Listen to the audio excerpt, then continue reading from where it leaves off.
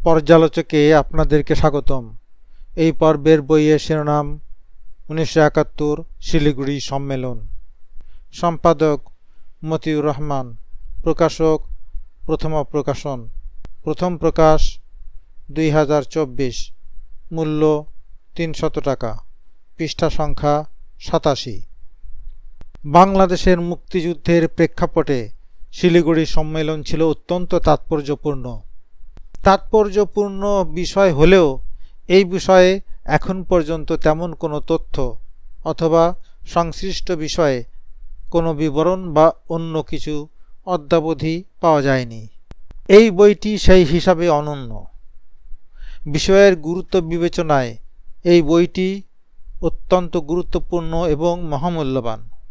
সভার গুরুত্ব সম্পর্কে তৎকালীন সরকারের মুখপাত্র হিসাবে বিবেচিত সাপ্তাহিক জয় বাংলা পত্রিকা উল্লেখ করে, এই বৈঠক কয়েকটি দিক থেকে বিশেষ গুরুত্বপূর্ণ।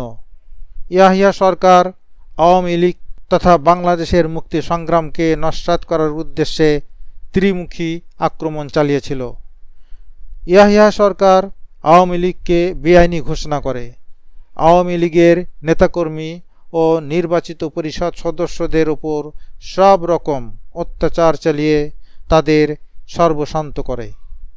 সবশেষে আওয়ামী লীগকে বেআইনি ঘোষণা করা হলেও নির্বাচিত প্রতিনিধিদের নির্বাচন বাতিল হবে না বলে একটা মস্ত বড় প্রলোভনের টোপ ছেড়েছিল। কিন্তু এই বৈঠক প্রমাণ করে দিয়েছে ইয়াহিয়ার প্রলোভনের টোপ সম্পূর্ণ ব্যর্থ হয়েছে। এই বৈঠকের রাজনৈতিক তাৎপর্য ও ঐতিহাসিক গুরুত্ব অনেক।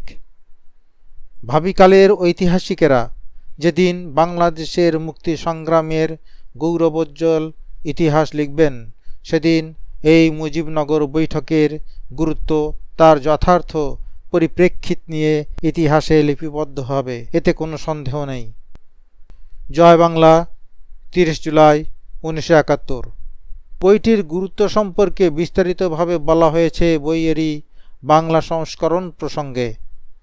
এখানে এখন সেটি উল্লেখ করছি এবং এর মাধ্যমে এই বইটির পর্যালোচনা শেষ করা হবে।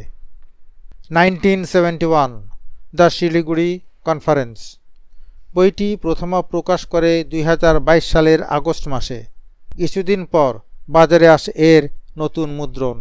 বইটির প্রতি পাঠকের আগ্রহ মুক্তিযুদ্ধের প্রতি তাদের কৌতূহল ও মুক্তিযুদ্ধের ইতিহাস চর্চার সজীবতার প্রমাণ। 1971 সালের জুলাই মাসে অনুষ্ঠিত হয় শিলিগুড়ি সম্মেলন। বাংলাদেশের মুক্তিযুদ্ধের জন্য ছিল একটি নির্ধারক ঘটনা। এই সম্মেলনে গৃহীত নীতিমালা ও সিদ্ধান্তের আলোকে পরিচালিত হয়েছিল মুক্তিযুদ্ধের মূল কর্মকাণ্ড। তবে দীর্ঘদিন এই সম্মেলন সম্পর্কে বিশেষ কিছু জানা সম্ভব হয়নি। 2022 সালে এই সম্মেলন নিয়ে কিছু ইংরেজি দলিল প্রথম আলোর হাতে আসে। দলিলগুলোর অবিকল পাঠ প্রথমা বই আকারে প্রকাশ করে। 2022 সালের আগস্ট মাসে বইটির মোড়ক উন্মোচন অনুষ্ঠানে দেশের বিশিষ্ট ব্যক্তিরা বাংলা অনুবাদ প্রকাশের পরামর্শ দেন। পাঠক মহল থেকেও একই তাগিদ আসতে থাকে। মেজর অবসরপ্রাপ্ত নাসির উদ্দিন আহমেদ বইটি অনুবাদের দায়িত্ব গ্রহণ করেন। অত্যন্ত আন্তরিকতার সঙ্গে তিনি এই কাজ সম্পন্ন করেছেন, তাকে আমাদের ধন্যবাদ। অনুবাদটি মূল পাঠের সঙ্গে মিলিয়ে সম্পাদনা করে যথাযথ রাখার চেষ্টা করা হয়েছে প্রথমার পক্ষ থেকে। প্রথমা প্রকাশন বাংলাদেশের মুক্তি সংগ্রাম নিয়ে ধারাবাহিকভাবে বই প্রকাশ করে আসছে।